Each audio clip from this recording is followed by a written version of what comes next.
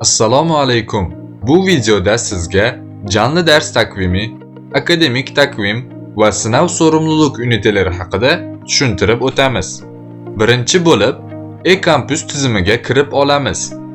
Chap tarafdagi menyudan takvim yozuviga bosamiz. Mana, jonli dars takvimi, ya'ni navbatdagi darslar jadvali.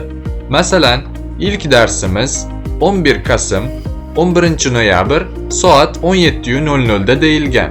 Biz Turkiya soatidan 2 soat oldindaligimiz uchun 19:00 da darsimiz boshlanadi. Endi akademik takvim bo'limiga o'tamiz. Bu yerda universitetning yillik rejalari berilgan bo'ladi. Biz O'rta Osiyo programmalarini tanlaymiz. Bu sahifada qayd vaqtlari, chorak va yarim yillik imtihon sanalari kabi ma'lumotlarni ko'rishimiz mumkin. Endi belgilantirma bo'limiga kiramiz.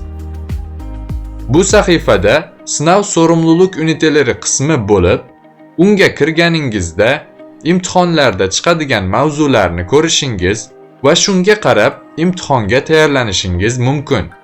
Masalan, digital dönüşüm darsidan chorak imtihonda 1, 2, 3 va 4 mavzulardan, yarim yillik imtihonda esa 1-mavzudan 8-mavzugacha mas'ul bo'lamiz.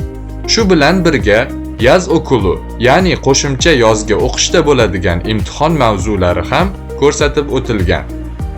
Videomiz barchaga foydali bo'ladi degan umiddamiz.